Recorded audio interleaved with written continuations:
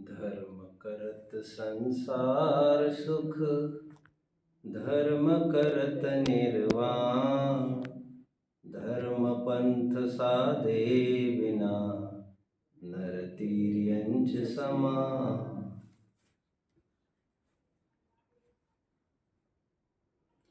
सर्वासामेव शुद्धीनां, भाव शुद्धि प्रशस्यते। अन्यथा लिंगते पत्यम, अन्यथा लिंगते पतिम। एक प्रसिद्ध नीति बताई है नीतिकारों ने बच्चों, जिसमें यह बताया गया है सभी प्रकार की शुद्धियों में एक भाव शुद्धि ही प्रधान है। क्योंकि क्रियाओं में तो एक आदमी अपनी पुत्री से भी वैसा ही आलिंगन करता है जैसा अपनी पत्नी से। हम क्रियाओं से कैसे फेर कर पाएंगे? वो तो भावों से ही सब कुछ तय होगा। नीतिकार यहाँ तक कहते हैं, न देवो न विद्यते काष्ठे, न पाषाणे न मृण्मये। देवो न विद्यते काष्ठे, न पाषाणे न मृण्मये। क्या अर्थ है इसका? अरिहंत क्या अर्थ है? देवो न विद्यते काष्ठे, न पाषाणे न मृण्मये। भावो ही विद्यते देवो, तस्मात् भावो ही कारणम। भगवान न मिट्टी में है, न पाषाण में, न किसी काष्ठ में, न किसी चित्राम में। Bhagwan resides in our thought process, हमारे भाव में विराजते हैं। इसलिए सब में भाव ही प्रधान है, इसमें शक को कोई गुंजाइश नहीं है। स्पेशली जैन दर्शन में क्रियाकांड की अहमियत नहीं मानी गई है, भावों की ही अहमियत मानी गई है। दरअसल द्रव्य शुद्धि का जितना भी विवेचन है वो सब भाव शुद्धि के ही खातिर है। इसलिए कहा जाता है व्यवहार निश्चय का कारण है। व्यवहार और निश्चय में साधक साध्य संबंध है। इस प्रकार की मैत्री बताई गई है। समन भद्राचार्य तो यहाँ तक कहते हैं, न खलु यस्मात् अन्यथा साध्य सिद्धि, क्या यहाँ तक कहते पाए जाते हैं, भाव क्या है, तस्मात् क्रिया प्रतिफलंती न भाव शून्य। इसलिए भाव शून्य जीवों के क्रियाएं फलती नहीं है। इसलिए भावों का होना बहुत जरूरी है। उदाहरण दिए जाते हैं, और रोबोट भी सेम काम कर सकता है। आहार दान का, पड़गाहन का हूबहू काम कर सकता है, हूबहू। और उसको कोई सूतक पातक लगने का भी कोई काम नहीं, ना उसके माँ बाप है ना भाई बहन भी, लेकिन उसकी भावना ही नहीं है। और ऐसा कृत्रिम आहार नहीं लिया जा सकता। टेप रिकॉर्डर बहुत अच्छे से पाठ कर सकता है किसी भी चीज का, अनइंटरप्टेड, हैसललेस। विद्वान भी अच्छे से अच्छे इतना कर पाएंगे कह नहीं सकते, क्योंकि विद्वान को ठसका भी लग सकता है, खांसी भी लग सकती है, हिचकी भी आ सकती है और सांस भी फूल सकती है। और टेप रिकॉर्डर में ऐसा कुछ भी नहीं हो सकता। इतना परफेक्शन होने पर भी जड़ की क्रिया का कोई वैल्यू नहीं बताया गया है जैन दर्शन में। वंस मोर मैं थोड़ा सा आपको 5 मिनट में सैर कराता हूँ आपकी जानकारी के लिए। जैसे देव पूजन जैसा अनुष्ठान है, दर्शन देव दर्शन जैसा अनुष्ठान है, ऊपर चढ़ती हुई भूमिका में स्पेशली मुनि अवस्था में उसे कोई जरूरी नहीं कहा है, बल्कि पूजन आदि वैसे वे करते भी नहीं है जैसा गृहस्थ करता है। देव दर्शन को भी मैंडेटरी नहीं कहा है, उनको कंपलसरी नहीं कहा है। अभी गुरुपास्ति की बात करते हैं। ऊपर की भूमिका में निगुरा होना एक गुण माना गया है। तभी आपने पढ़ा होगा तीर्थंकर के कोई गुरु नहीं हुआ करते, और एकल विहारी मुनि वे ही होते हैं जो तद्भव मोक्षगामी होते हैं। जो स्वयं ही इतनी गुरुता रख पाता हो उसको किसी भी गुरु की आराधना करने की गरज नहीं। जो निरंतर स्वयं में अपने भगवान को देखता है उसे बाहर के भगवान की जरूरत नहीं है। देव पूजा गुरुपास्ती स्वाध्याय की बात करता हूं। यहाँ तक लिखा है हमारे ग्रंथों में, ज्ञानियों को शास्त्राभ्यास की अटक नहीं है। प्रसंग कुछ भी हो जाए और ज्ञानी जन कितने ही काल तक स्वाध्याय नहीं कर पाए, धर्म ग्रंथों का पठन नहीं कर पाए, तो क्या उसका धर्म मिट जाएगा क्या?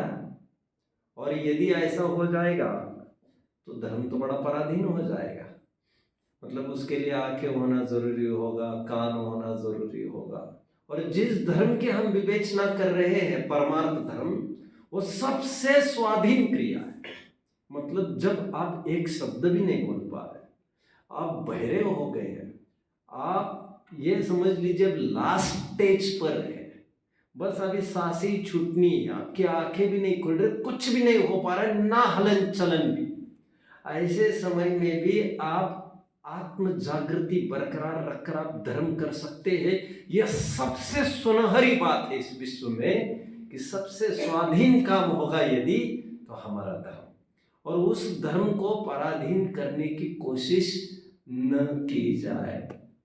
देव पूजा गुरुपास्ती स्वाध्याय, इसलिए मुनिराजों के भी शास्त्र स्वाध्याय हो अथवा न हो कोई जरूरी नहीं। मुनिराजों के पास अपने लिए दो ही उपकरण ग्राह्य माने गए हैं, पीछे और कमंडल, जिसके बिना मुनिपना संभव नहीं होता। शास्त्र हो तो ठीक, न हो तो ठीक, बात बाकी एक स्थान से दूसरे स्थान की ओर निकलते समय वे शास्त्र लेकर निकल पाते होंगे, इस धोखे में भी मत रहना।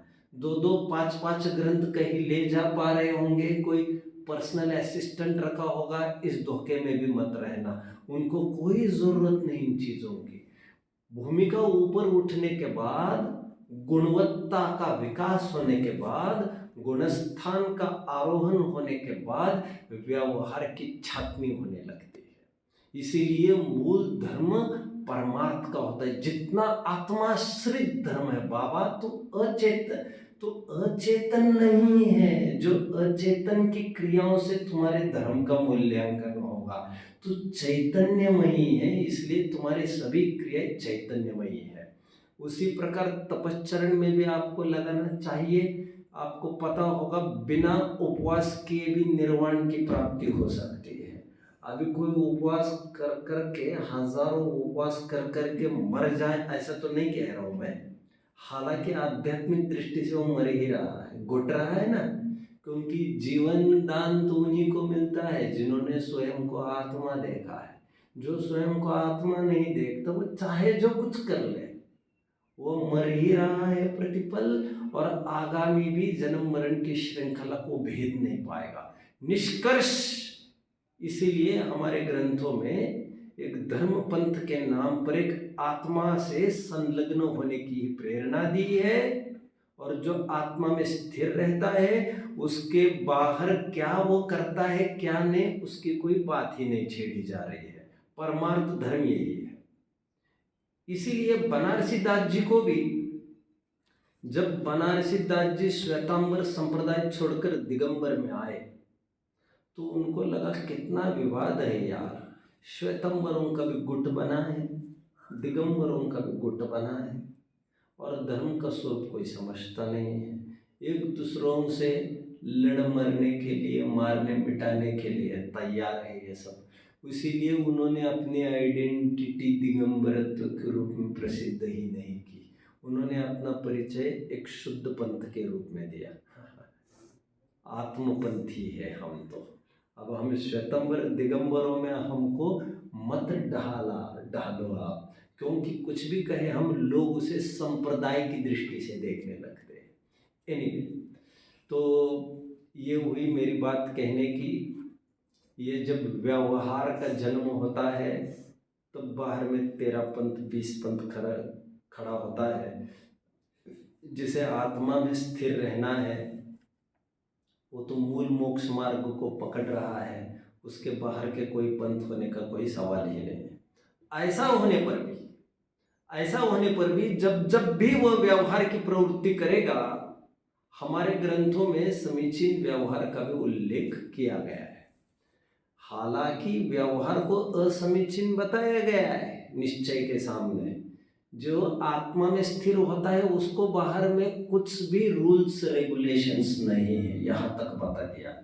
यह सब बात सत्य होने पर भी यदि व्यवहार में प्रवृत्ति कदाचित हो जाए तो व्यवहार भी अमुक ही चाहिए, ऐसा भी बोला। इससे यह फलित होता है हमारे जैन दर्शन का निश्चय भी सत्यार्थ है और व्यवहार भी सत्यार्थ है। व्यवहार में अन्यथा नहीं हो सकता। मतलब समझिए, परमार्थ धर्म तो खाने पीने में है भी नहीं। आप मुझे बताओ आज, मांस मछली खाने में धर्म है या शुद्ध मेहनत से अर्जित पैसे से शुद्ध गेहूं का शुद्ध आटे से बनी रोटी, उसमें भी किसी को देकर खाई हुई रोटी, दोनों में से धर्म किसमें है? कितनी अटपटी बात लगती है। अरे भैया तुम क्या बात कर रहे हो, खाने में धर्म हो सकता है क्या? उपचार से कहा जाता है कि भैया ये मांस मछली खाना अधर्म है और ये धर्म है, उपचार से कहा जाता है।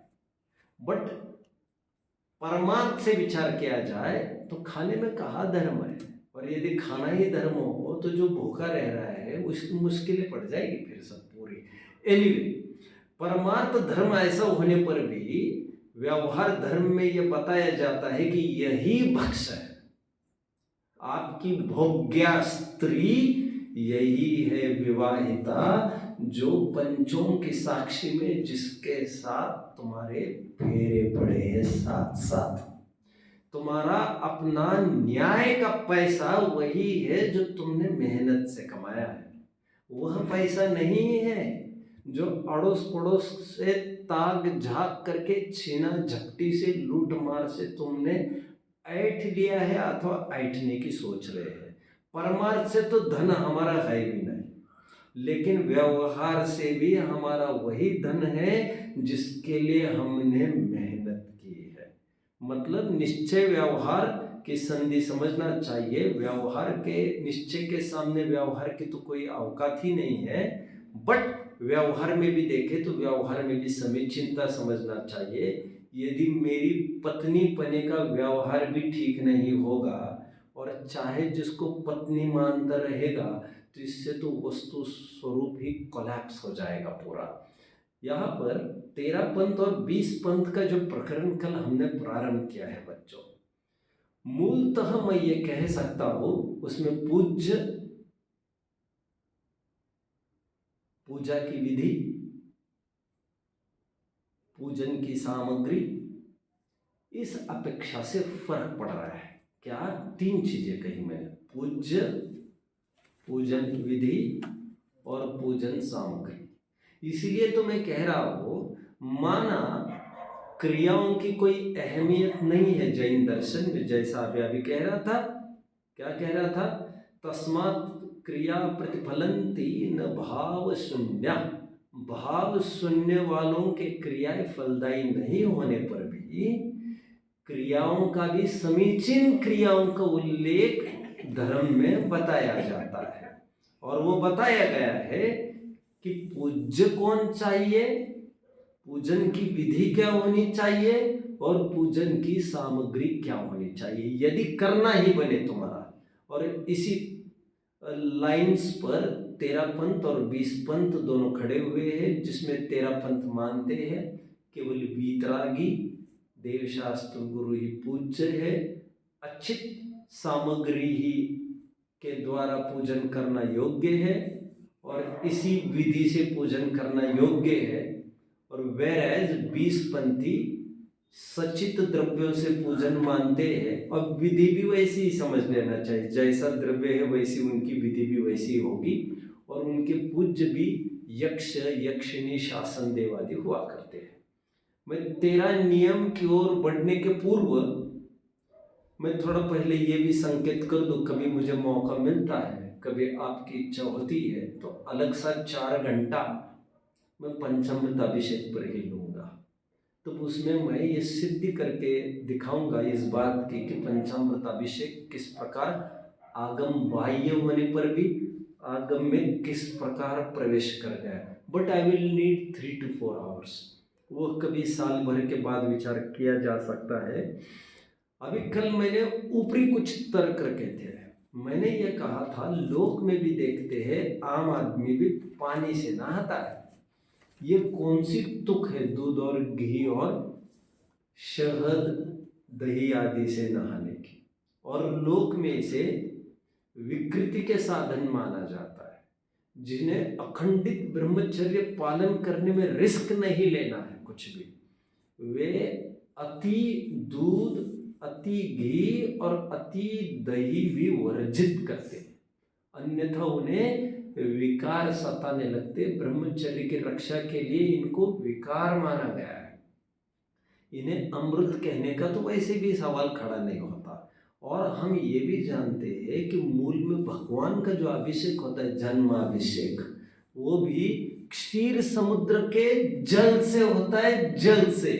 तो कौन सी तुक से ये सब 5 अमृत बहाए जा रहे, उंडेले जा रहे, समझ में नहीं आता। लेकिन बीच में मैं ये कह दूं, उपासक अध्ययनांग में, उपासक अध्ययन ग्रंथ में पंडित आशाधर जी ने, या Somdev Suri should be referred, उनका भगवान का अभिषेक सभी फलों के रस से कर दिया। अभी बीच में इतनी गंदगी फैलाई गई है परंपरा में, जिसके जो मन में है वो करता गया, आगे वालों को वो नजीर बनती गई कि हमारे उन्होंने किया था, हमारे उन्होंने किया था। तो वो आदमी जिसको आदर्श मानता है तो उनकी क्रिया भी आदर्श मानकर परंपरा से तब तक चलती है जब तक कोई उसे आड़े हाथ नहीं लेता।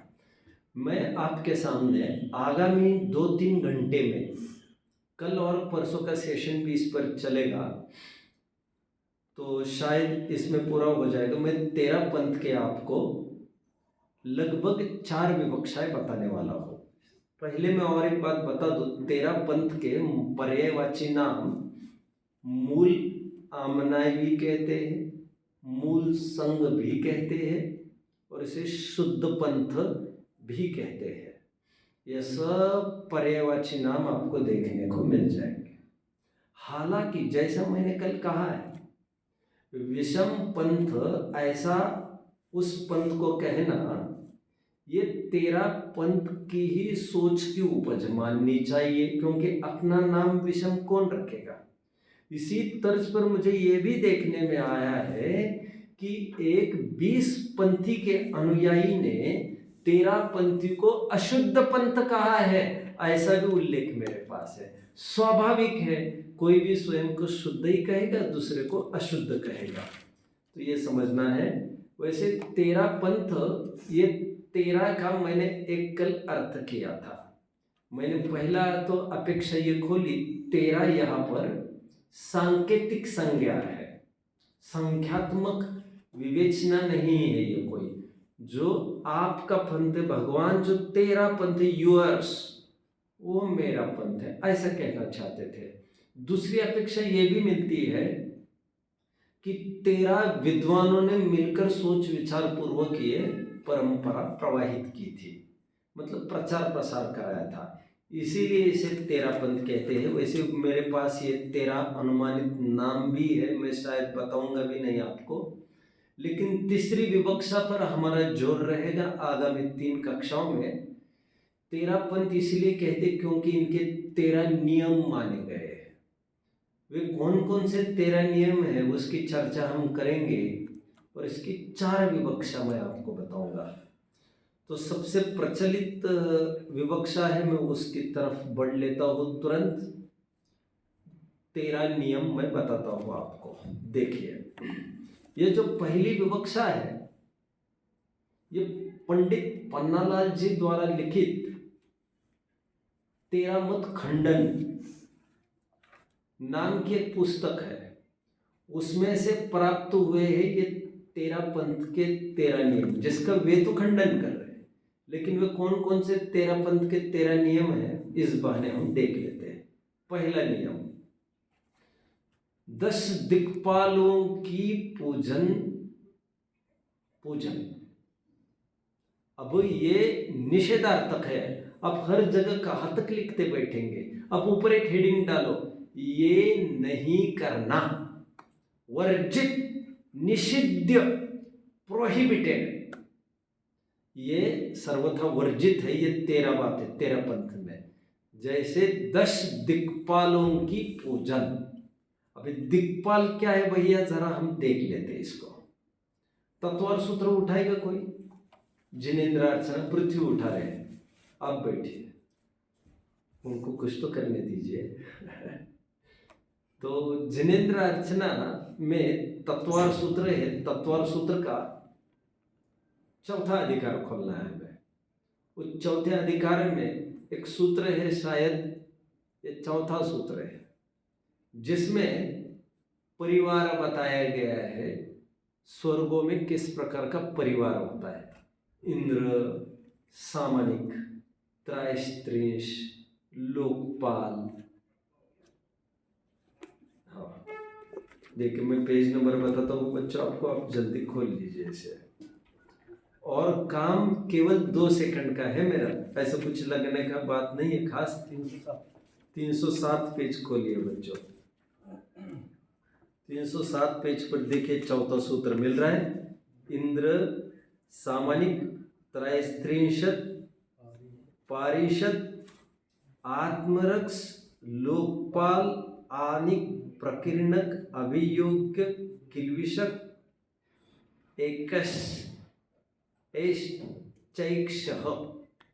ठीक है, चलिए अभी फिर से पढ़ने में छोड़ दीजिए इसको, अच्छे से पढ़ लेता मैं, लेकिन अभी मूल मुद्दे की तरफ ध्यान आकर्षित करता हूँ। लोकपाल, क्या शब्द है इसमें? लोकपाल। अभी इंद्रों में क्या व्यवस्था होती है, मैं थोड़ी सी बात करता हूँ आपको।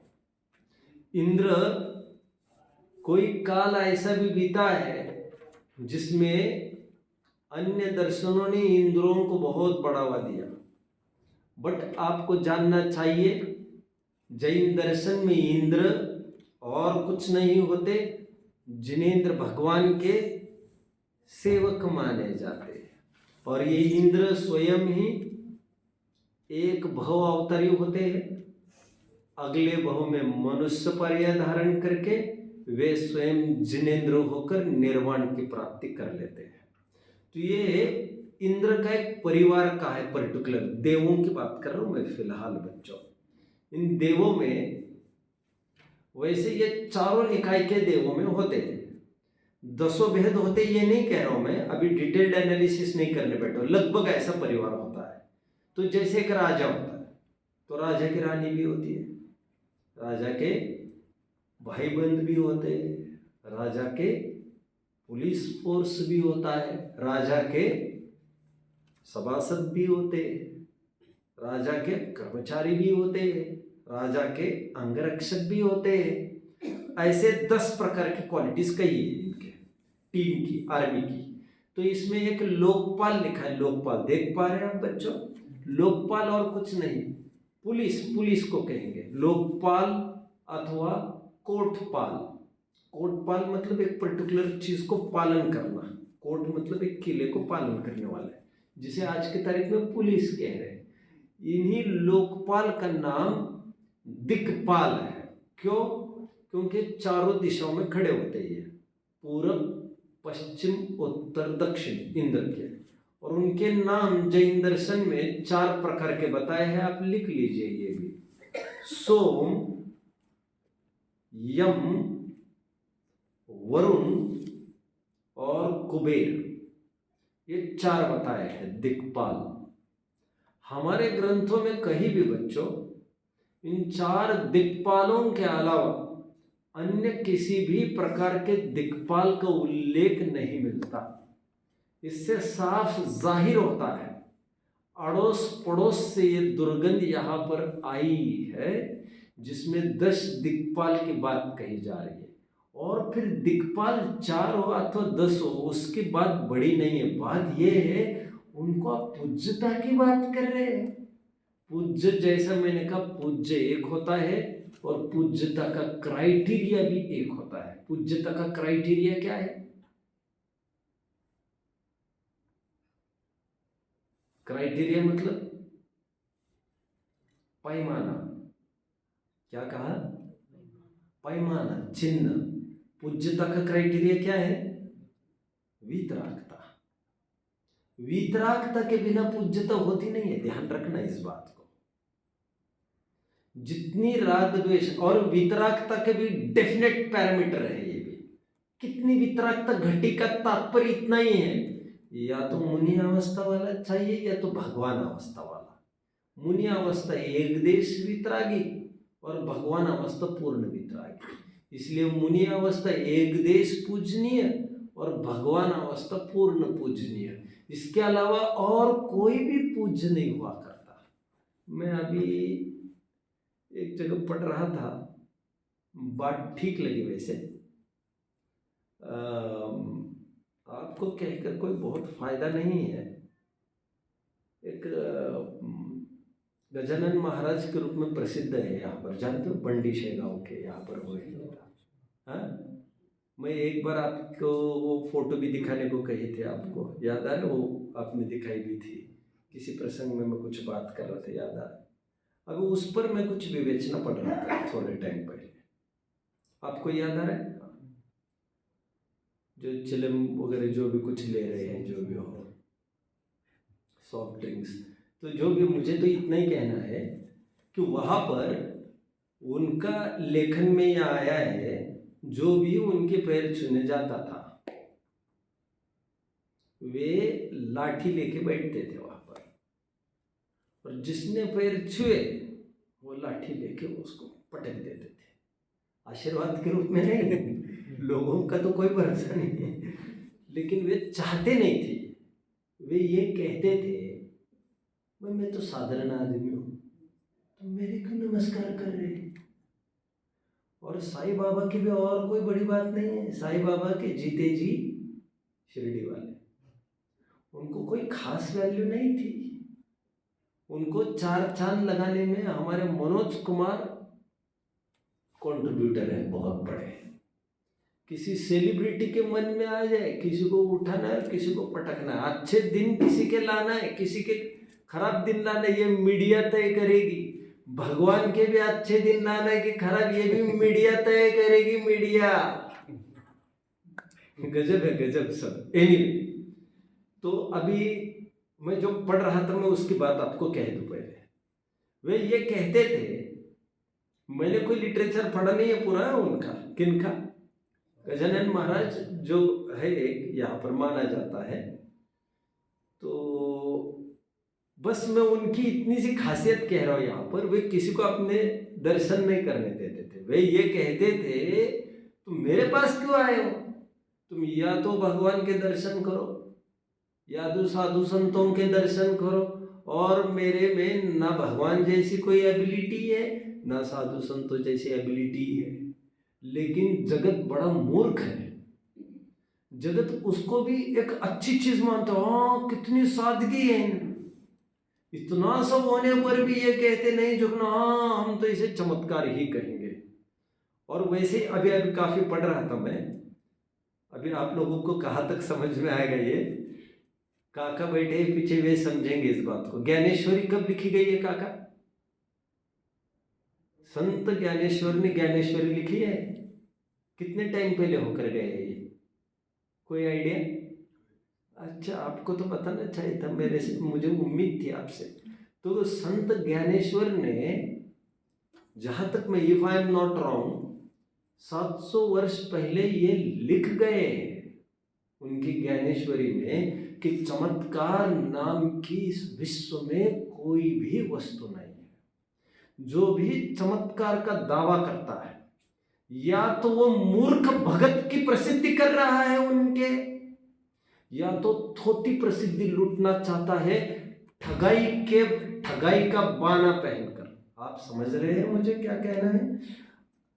वह साधु के भेष में ठगाई करना चाहता है, या तो उनके भक्त बड़े भोले क्योंकि चमत्कार हो नहीं सकता, ऐसा उनकी ज्ञानेश्वरी में लिखा। एनीवे मुझे इतना भी नहीं कहना अभी, मैं तो कहाँ तक था, मैं 10 दिक्पालों की बात कर रहा था। हमारे यहाँ पूज्य केवल गुरु और देव, और बहुत बहुत हो तो शास्त्र पुराण जो भगवान की वाणी मानी जाती है, जो हमें तारणहार है। तो ये वैसे 10 प्रकार के दिक्पाल कौन कौन से मान्य हैं हिंदू संस्कृति में, वो जाते जाते मैं आपको बता दूं, लिख लीजिए। इंद्र, अग्नि, नैऋत्य, मरुत, ईश, ब्रह्म, नाग। कितने हो गए बच्चों? 7, राइट। अभी इसमें यम, वरुण, कुबेर मिला दो, जो एक्चुअली है। ठीक है, अभी आप समझ पा रहे होंगे, इंद्र की भी इसी में गिनती की है, जबकि इंद्र के तो ये लोकपाल होते हैं। इस विधि से ये तय हुआ 10 दिक्पाल पूजनीय नहीं है, ना हम मानते। तो मैंने आपको पहले ही कहा था 13 पंथ और 20 पंथ में फर्क पूज्यता की तरफ से, या पूजन सामग्री या पूजन विधि की तरफ से आपको पकड़ में आएगा।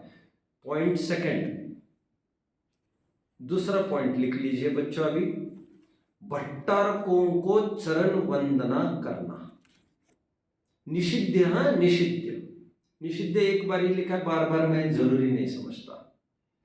भट्टारकों को कितने जन ने देखा है बच्चों?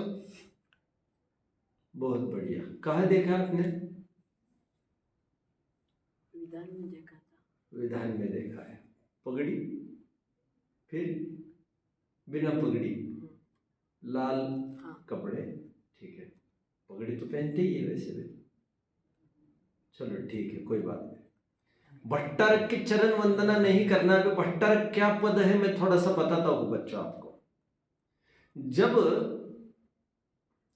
एक काल ऐसा चला है जब जैन और बौद्धों का अभाव करने के लिए शंकराचार्य ने, आदि शंकराचार्य ने 4 धाम की स्थापना की। बौद्ध बच नहीं पाए और उसके कारण बौद्धों को भी यहां से जाना पड़ा। जैनी बच पाए कुछ विद्याओं के कारण, जब प्रसंग आएगा तो मैं इस पर भी बात करूंगा। बट जैनियों ने भी बचने के लिए देखम देखी, उनको देखकर जिंदा रहने के लिए उन्होंने भी कुछ मठ स्थापित करना चालू किया। पहले जैन दर्शन में 2 ही पद होते, या तो गृहस्थ या तो मुनि, इसके अलावा पद नहीं हुआ करता। बट ये ऐसा कुछ विजातीय पद तैयार हो गया, क्योंकि गृहस्थ की उतनी मान्यता समाज में हो नहीं सकती। होती है गृहस्थ की मान्यता नहीं, और मुनि की कितनी मान्यता होती है। एक मुनि कुछ बोल दे मंच से, उसकी परीक्षा करना भी लोग उचित नहीं समझते। बाबा वाक्यम प्रमाणम। तो कैसे सिक्का चले, तो समाज को जोड़ने का काम मुनि कर सकते थे, बट मुनि ये काम करते नहीं है। वे तो आत्म कल्याण के लिए दीक्षित हुए हैं, वो तुम्हारे राजनीति के लिए, समाज के बने रहने के लिए, समाज न बिगड़ने के लिए थोड़ी दीक्षित हुए हैं। बट देखम देखी ये विकृति जैन दर्शन में घुस गई, जो भट्टारक के पद में आ गई। वो क्या होता था मैं बताता हूँ। पहले नग्न दिगंबर दीक्षा ले लेते थे। भट्टारक पर अलग से कभी 2-4 घंटे बात कर लूंगा आप चाहो तो, अभी 2-4 मिनट। पहले नग्न दिगंबर दीक्षा ले लेते थे, आज भी लगभग ऐसा होता है। दीक्षा लेने के बाद बकायदा उनके हाथ में पीछे कमंडल भी देखा होगा आपने, जबकि पीछे कमंडल तो केवल मुनिराजों के हाथ में होता है। तो मुनि दीक्षा तो ले लेते, फिर उनको आकर लोग अनुनय विनय करने लगते, साहब हमारे लिए कपड़े पहन लो, फिर हमारे लिए इस मठ को संभाल लो। अच्छा है ये नहीं बोले हमारे लिए शादी कर दो, हमारे लिए बच्चे पैदा करा दो। अच्छा है वही तक सीमित रहा। यहाँ तक कि उनकी इतनी शान शौकत मानी जाती थी एक टाइम में भट्टारकों की, ये टनों सोनों से लदे रहते थे और बड़े बड़े हाथियों पर बैठकर वगैरह शान से उनकी काफी उनका रुतबा भी रहा करता था। अब ये हाथी ही चले गए, अब रुतबा कहाँ से रहेगा इतना। तो लोग जागीर के जागीर डोनेट कर देते थे इनको, गांव के गांव दे देते थे और ये पूरा एक प्रकार से फंडिंग करते थे और जहाँ उचित है वहाँ पर खर्च करते रहते थे। तो भट्टारकों का ये काम था, बट ये लौकिक काम हुआ और पूज्यता संयम के बिना होती नहीं है। ध्यान रखना बच्चों, आजकल लोग गृहस्थों के भी अर्घ्य चढ़ाने लग गए हैं। समझ में आ रहा है? भविष्य में तीर्थंकर होगा नहीं होगा अभी तो भगवान जाने क्या होगा, वो तो तीर्थंकर जाने। लेकिन किसी के सपने में आया है, किसी के ज्ञान में कुछ आया है, इस कल्पना से तुम समाज को कब तक कुछ लोगे तुम, और कब तक तुम इस दिशा में तुम दौड़ोगे। ये वैज्ञानिक मार्ग है, तर्क युक्ति के बिना कुछ बात चलती नहीं है। यहाँ पर संयमियों के अलावा और किसी को नमस्कार पूज्यता नहीं होती। पॉइंट 2। पॉइंट 3 पर आइए बच्चों, मूर्ति पर चंदन लगाना निषिद्ध है। निषिद्ध हर जगह लगा लेना, मूर्ति पर ध्यान रहे। इसलिए मैं आपको सबको वार्निंग देता हूँ। और मैंने यहाँ पर भी वैसे जो साथी जुड़े हैं यहाँ पर इस गजपंथ ट्रस्ट में, मैं उनको भी कभी सलाह मशवरा किया है यहाँ पर कि यहाँ पर भी जो पार्श्वनाथ की प्रतिमा है पहले अर्ध पद्मासन वाली, वो पेंटेड है। तो मैंने कई दफ़े कहा यहाँ पर एक बोर्ड लगना चाहिए बाहर कि ये पेंटेड है। यद्यपि मेरी आंखें तो धोखा नहीं खाती और जो समझदार है उनकी आंखें तो कभी धोखा नहीं खाएगी, लेकिन आम आदमी तो आम आदमी है। ध्यान रखना बच्चों, जिस प्रतिमा पर कुछ भी टीका लगाओ वो प्रतिमा कभी भी पूज्य नहीं हो सकती। क्यों? क्योंकि टीका परिग्रह का प्रतीक है। जिन प्रतिमा जिन सार की कही जिनागम माही। समो शरण में जैसे भगवान होते अनटच्ड, ऊपर से कुछ भी नहीं होता है, क्योंकि ये जो टीका है चंदन का, वह श्रृंगार का प्रतीक है। किसका प्रतीक है? और इस श्रृंगार से उनका सौंदर्य बढ़ता नहीं है, घटता है। उन्हें इसकी जरूरत कहाँ है यार। तो इसीलिए ये भगवान पर कोई भी लेप पॉलिश टीका नहीं चलेगा। ये बिंदु 3। बिंदु 4, फूल चढ़ाना। पुष्प आदि चढ़े हो भगवान को तो वो प्रतिमा अपूज्य हो जाती है बच्चों। प्रतिमा वीतरागी चाहिए। एक धागा भी यदि प्रतिमा पर हो तो प्रतिमा पूज्य नहीं होगी। संयम अंग का भंग हो जाएगा वहां पर।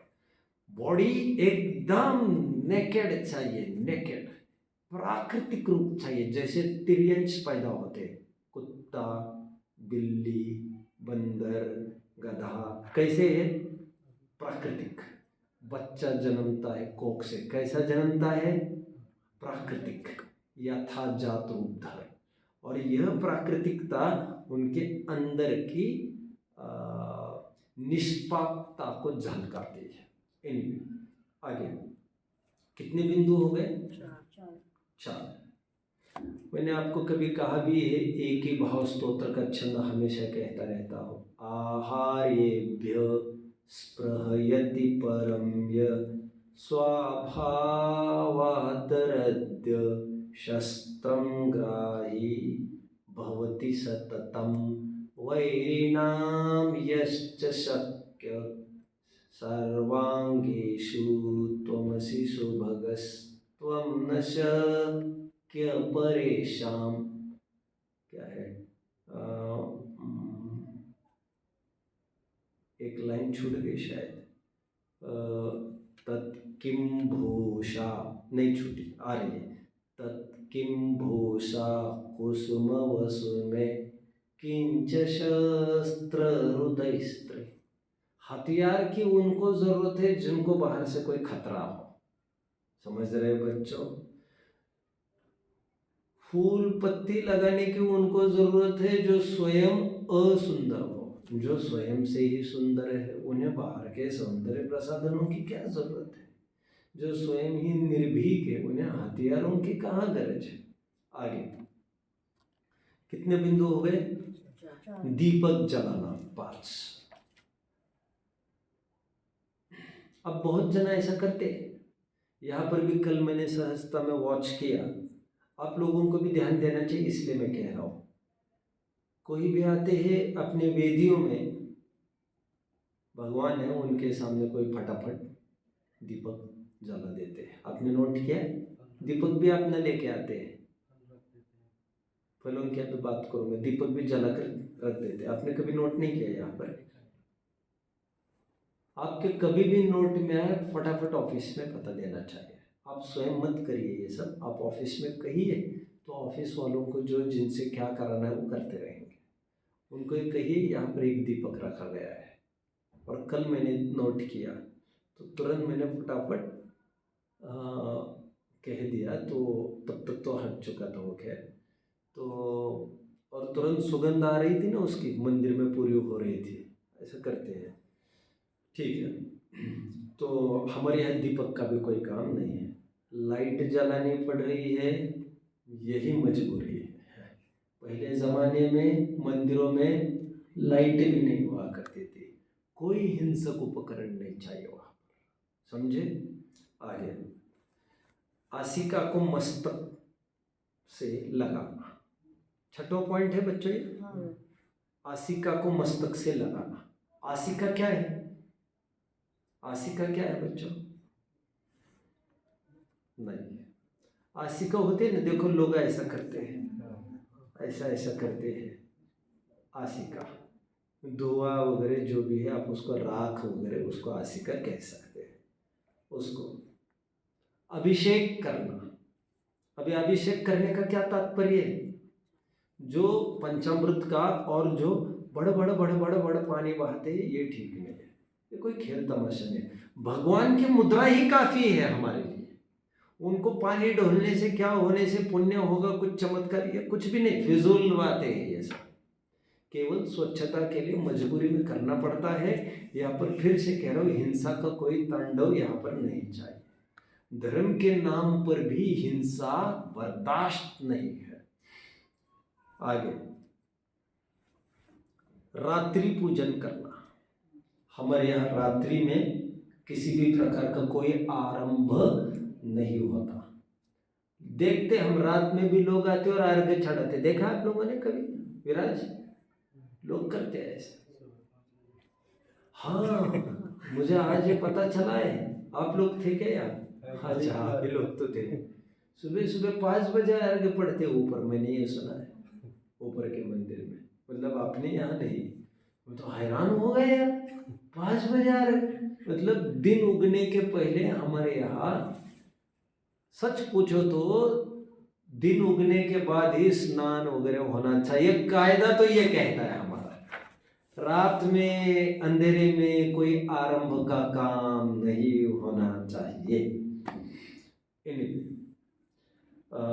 रात्रि पूजन करना। ये कितने पॉइंट हो गए? 9वां, शासन देवता को पूजना। जो मैं कह रहा था ना, यक्ष यक्षिणी शासन देवता, लोग समझते हैं ये रक्षक है धर्म के, लेकिन हमारे यहाँ इनका कोई स्वरूप वर्णन किया नहीं गया है। रक्षा वक्षा का तो कोई सवाल ही नहीं है, तो इनको पूजने वूजने का कोई काम नहीं है, बस होते ही है। सभी तीर्थंकरों के अपने अपने यक्ष यक्षिणी माने गए, लेकिन वो पूज्य नहीं होते। 10वां पॉइंट, रोटी चावल चढ़ाना। मतलब कोई अन्न लोग चढ़ाते हैं ना, ये क्यों नहीं चढ़ाना चाहिए, जरा मुझे कोई बताएगा बच्चों? क्योंकि इसमें आरंभ हुआ है। क्या हुआ है?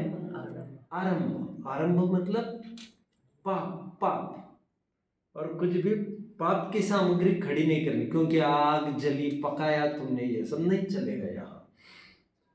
आगे हरी नहीं चढ़ाना। हरी मतलब लोग आकर यहाँ पर संतरा, मौसमी, एप्पल, फ्रूट स्टॉल पूरा यहाँ पर लगा देते हैं, आम वाम, तो ये सब ग्राह्य नहीं है। यहाँ तक कि नारियल भी जो जटा वाला होता है, केसर वाला, ये भी यहाँ पर निषिद्ध है, क्योंकि वो सब हरि में आता है। अष्टमी, चौदस, अष्टानिक, दशलक्षण आदि पर्वों में इसका खाने का तक का त्याग है। हरि खाना भी नहीं चाहिए, तुम भगवान को चढ़ाए जा रहे हो। ये सब संख्यात असंख्यात जीवों की राशि मानी जाती है। क्या आप जानते हो ना बच्चों, आप लोग तो अष्टमी चौदस को कुछ हरि लेते नहीं है, लेकिन समझदार लोग अष्टानिक के 8 दिनों में, दशलक्षण के 10 दिनों में हरि का सेवन ही नहीं करते। ऐसे भी लोग हैं बच्चों, मेरे देखने में तो ऐसे तक लोग हैं जिन्होंने आजीवन हरि का त्याग किया, केवल दाल और रोटी ही खाते आजीवन, और स्वास्थ्य एकदम चंगा। सच पूछो तो स्वास्थ्य का इसका खाने पीने के साथ बहुत लेना देना नहीं है। लोग बड़े धोखे में हैं, उनको समझाने जाओ तो समझते भी नहीं है। लेकिन आप दूसरों को समझा पाओ ना समझा पाओ, आप इस भ्रम से बाहर निकल लो। एनीवे, तो ये हरि चढ़ाना, हरे फल वगैरह चढ़ाना, ये सब, ये भी आपको कभी दिखे ना भगवान के सामने, ये भी दिखते होंगे आपको, तो तुरंत आपको रिपोर्ट करना चाहिए। तो तुरंत हटाने वाले हटा देंगे वहाँ से, उससे खराब इमेज नहीं तो और जाएगी, लोगों को लगेगा चलता है तो वे भी चढ़ाने लग जाएंगे। ऐसा हालांकि अभी हर जगह नोटिस बोर्ड्स लगे हैं अपने मंदिरों में, 1-2 महीने में ही, क्योंकि मैंने आने के बाद खूब बोला था ये सब गलत है, ये सब गलत है। अब वो कौन बोले ये सब बार बार, तो नोटिस बोर्ड्स लगे हैं ये सब कि ये वर्जित है ये चढ़ाना आदि, फिर भी लोग चढ़ा देते हैं। चलिए, यदि शासन देव इतने रक्षक होते तो इतना काम कर लेते ना। अभी क्या हम बॉडीगार्ड खड़ा करेंगे उसके लिए। चलिए, 12वां पॉइंट, बैठकर पूजन करना। अभी इस बिंदु को भी समझ लीजिए। बड़े व्यक्तियों के सामने खड़े रहा जाता है। कोई भी हमारे सामने बड़ा व्यक्ति आए तो तपाक से हम खड़े रहते हैं।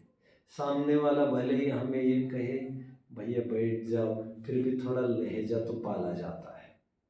भगवान ये 3 लोक के नाथ है, इनके सामने बैठकर पूजन नहीं हो सकते, ऐसा नियम कहता है। अब मैं इस पर कुछ बोलना चाहूँगा। अभी कल भी एक भाई आ रहे हैं जो झांसी से मैंने संकेत किया, उन्होंने कहा हम मिलने आ रहे हैं और मेरी व्यवस्था थोड़ी कुर्सी की हो सकेगी क्या स्वाध्याय हॉल में प्रवचन सुनने के लिए। मैंने कहा कौन से ज़माने में जी रहे हैं, अभी ज़माना इतना बदल गया है। मैंने कहा जितने नीचे बैठे वाले मिलेंगे उससे ज़्यादा ऊपर बैठने वाले रहते हैं। मैंने कहा विद्वानों की हालत टाइट है। मैंने कहा फिलहाल विद्वान भी अभी कुर्सी के बिना नहीं बैठते। तो मैंने ये कहा जिनवानी की और भगवान की अविनय का आशय नहीं होना चाहिए इसमें। और बुढ़ापा है, रोग है, मजबूरियां हैं, तो कोई बैठकर पूजन करता है, बैठकर स्वाध्याय सुनता है, तो नथिंग रॉन्ग, उसमें कुछ भी गलत नहीं है। बस प्रमादवशात ये नहीं होना चाहिए। तो आजकल क्या है, संगठन भी कमजोर है। 1-1 घंटा खड़े रह कर रोजाना पूजन कराएंगे, बच्चे परेशान पसीना पोंछ कर हो जाते हैं। और इस पैर से उस पैर पर आसन पोजेस बदल बदल के मन भी नहीं लगता है, तो क्या फायदा है ये सब। इसलिए इस काल में खड़गासन वगैरह भी कोई करता नहीं दिखता है, पद्मासन ही ऑप्ट करता है, क्योंकि संगठन शक्ति, शारीरिक बल ढीला होता जा रहा है। तो यहाँ पर समझ लेना कि हम पूजन में भी कहते इही विधि ठाड़ो होए के प्रथम पड़े जो पाठ। अभी ना वहाँ पर बदलाव लाना है, ई विधि बैठ के प्रथम पड़े जो पाठ। हम मायाचारी नहीं कर सकते थे ना, भावना के रूप में आपको भावना बहाना चाहिए। ठीक है, चलिए, तो ज़्यादा अतिरेक नहीं करना चाहिए आपको। ये सोच कर के बैठ जाएंगे पूजन के टाइम में तो कहीं हम 20 पंथी नहीं हो जाएंगे, तो इस धोखे में भी मत रहिए। तो आप सहजता रखिए, जैसे भावों के परिणामों की उज्ज्वलता आपकी बनी रहे वो आपको करना चाहिए। अंतिम पॉइंट 13वां, स्त्रियां सूत्र ग्रंथ का पठन न करना, मतलब कर सकती है। ये 13 पंथ का 13वां नियम। निषिद्ध लिख रहे ना, निषिद्ध, ये एक्चुअली निषेधक पॉइंट नहीं है 13वां, ये विधि परक है। मतलब स्त्रियां सूत्र ग्रंथ का अध्ययन कर सकती है, मतलब एक टाइम चला होगा जब 20 पंथ वाले लोग मानने लग गए होंगे कि महिलाएं सूत्र मूल ग्रंथ है ना, जो सिद्धांत ग्रंथ षटखंडागम आदि, उनका अध्ययन महिलाएं नहीं करेंगे, ऐसे एक प्रचलन चला होगा। ये 13 बिंदु हो गए बच्चों। कितने जन ने फॉलो किया इनको? अब मैं फटाफट आपको दूसरे 13 बिंदु को गिनाता हूँ, 10 मिनट है मेरे पास। ये पहली वाली विवक्षा मैंने तो बोल दी कहाँ से बोला है। अभी दूसरे 13 पंथ के जो नियम है ना मेरे पास, सॉरी, ये जो अभी गिनाए ना मैंने बच्चों, हाँ राइट, ओके। अभी दूसरे जो गिना रहा हूँ वहां पर हेडिंग डालिए, एक चिट्ठी कामा से सांगानेर लिखी गई थी। कामा नाम का एक स्थान है, सांगानेर चिट्ठी लिखी गई थी, उसमें 13 नियम बताए जा रहे हैं 13 पंथ के। वो मैं एक बार यहाँ से कह दूं, कुछ एक नए मिल सकते, लगभग वे ही होंगे सभी। देखो यहाँ पर ये कहा जा रहा है, पहला, जिन चरणों में केसर लगाना निषिद्ध है। हाँ, पहला। अब ये ठीक आपके उस तीसरे पॉइंट जैसा है, चंदन जैसा है।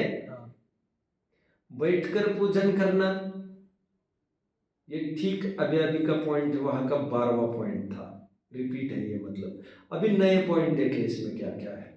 चैत्यालय में भंडार रखना, पहले जमाना ऐसा चला होगा जब मंदिरों में ही कुछ खाद्य सामग्री वगैरह रखी जाती होगी, बोरे के बोरे भरकर रखे जाते होंगे। आज भी हमारी ये मर्यादा आप जानते होंगे बच्चों, मंदिर को जुड़कर कोई फैमिली रूम नहीं हो सकता। आप जानते हैं इस बात को? बहुत बढ़िया। दीवार को ही लगकर कोई फैमिली रहती हो, लेटरिन बाथरूम हो, ऐसा कभी नहीं होता। दीवार अलग चाहिए, उसकी सीमित दूरी चाहिए। मंदिरों में पहले जमाना चला होगा जब ऐसा भंडारा भी रखा जाता होगा, बोरे के बोरे भरकर। मंदिरों का वातावरण अपवित्र हो जाता है। आगे, प्रभु को जलोट पर रखकर कलश ढोलना। अब ये भी कोई ऐसा प्रचलन चला होगा जैसे ठोने पर विराजमान करते ना, स्थापना करते भगवान की, और वहाँ पर भगवान जैसे ट्रीट करते, उसी प्रकार किसी स्थान पर भगवान को लेना और वहाँ पर उसका अभिषेक करना निषिद्ध बताया जा रहा है। प्रभु को जलोट पर रखकर कलश ढोलना। अभी आगे तो हैरान करने वाली बहुत अच्छी बातें आपको मिलने वाली है। नया भी काफी प्रमेय आपको मिलेगा, अब थोड़ा धैर्य से सुनते रहे। आगे, क्षेत्रपाल और 9 ग्रहों की पूजा करना। यह अभी आया था एक यक्षेक्षणी का, शासन देवता का 9वां पॉइंट, वैसा ही मिलता जुलता है। क्षेत्रपाल और 9 ग्रहों की पूजा करना। हमारे जैन समाज के किन्हीं भाइयों ने इंदौर में एक 9 ग्रह मंदिर बनाया, जानते हो? नहीं जानते आप? मैंने भी सुना ही है, 9 ग्रह मंदिर। ये आगम विरुद्ध है, धर्म विरुद्ध है। लोग जब पाप का उदय आता है, प्रतिकूलता आती है, तो हाय हाय करके यहाँ दौड़ने लगते हैं। मंत्र तंत्र, टोना टोटका, जादू मंत्र, मजबूरियां सब करा देती है। लेकिन जब मजबूरियां सब करा देगी तो हमारे तत्व ज्ञान का और धर्म की दृढ़ता का क्या होगा? तो ये ग्रहों को दिखा कर इमोशनली ब्लैकमेल कराया जाता है और कहा जाता है इनको नमस्कार करो आपका ठीक हो जाएगा। और देखम देखी कुछ जैनी भाइयों ने नवग्रह मंदिर स्थापित किया और आश्चर्य होगा आपको सुनकर, हमारे ग्रंथों में नवग्रह माने ही नहीं। तो देखिए जरा आप तत्व सूत्र खोलिए, जो अभी खोला था 14 अध्याय खोलिए जल्दी।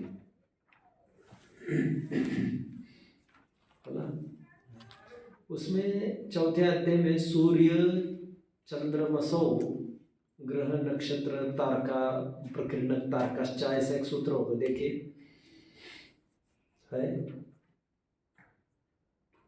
ज्योतिषकों के 5 भेद बताए हैं। सूत्र नंबर बताना भैया जरा।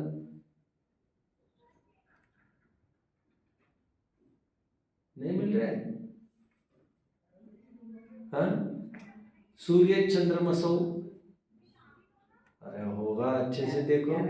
हाँ, अरे भैया आप आगे बढ़ गए, यह इन लोगों ने उत्तर दे दिया, तुम क्या कर रहे हो? 11वां सूत्र पढ़ के दिखाओ।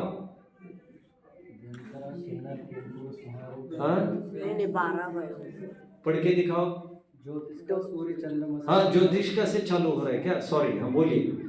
ज्योतिष का सूर्य चंद्रमसौ ग्रह नक्षत्र प्रकीर्णक तारकाश्च, राइट, ये सूत्र है। अभी इस सूत्र में ज्योतिष के 5 भेद बताए, ज्योतिष के 5 प्रकार के देव बताए, इसमें ग्रह बताए, राइट।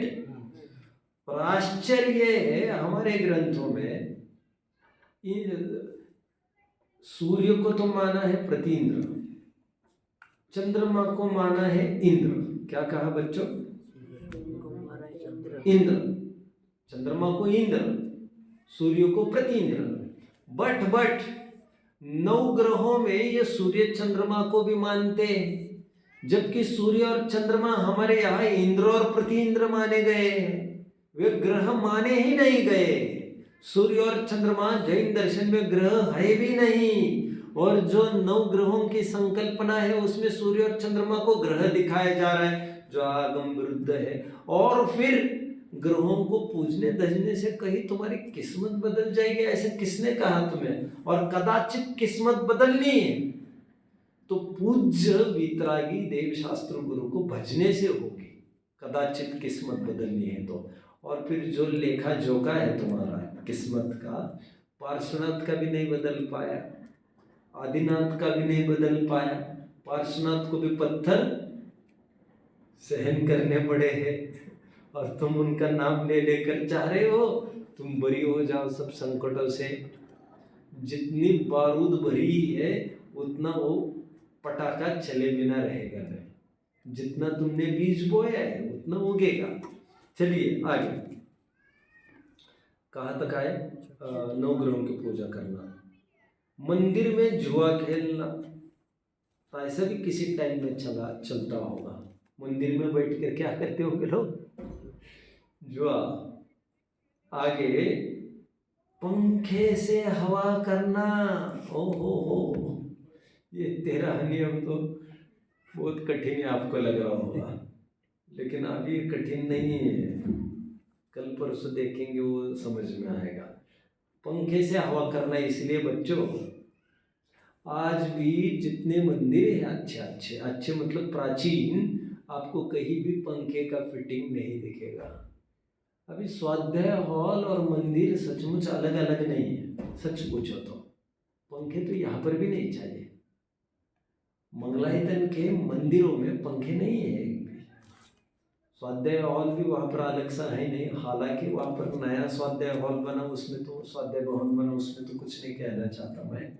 लेकिन आजकल एसी वाले मंदिरों की बहुत तूती बजने लग गई है। हाँ बहुत अच्छा मंदिर, बहुत अच्छा मंदिर। अरे क्यों पाप के अनुमोदना करते हो? इतना पाप कहाँ भोगोगे? अच्छा मंदिर तुम्हारा बाप ही होना अच्छा है तुम्हारे लिए। भगवान अच्छे, इतने से ही हमारा मंदिर प्यारा और अच्छा है। वो कितना नक्शी काम किया है, कितना एसी है, उससे मंदिर अच्छा और बुरा थोड़ी होता है। तुम्हारा बाप करोड़पति है मतलब बाप अच्छा है, और बाप लखपति है मतलब बाप खराब हो गया क्या? और बाप ने तुम्हें पाला पोसा, इतना काफी है तुम्हारे लिए। मतलब मंदिर अच्छा, आजकल बहुत धूम मची है। और यह 20 पंथ का पोषण है यहाँ से पढ़े तो।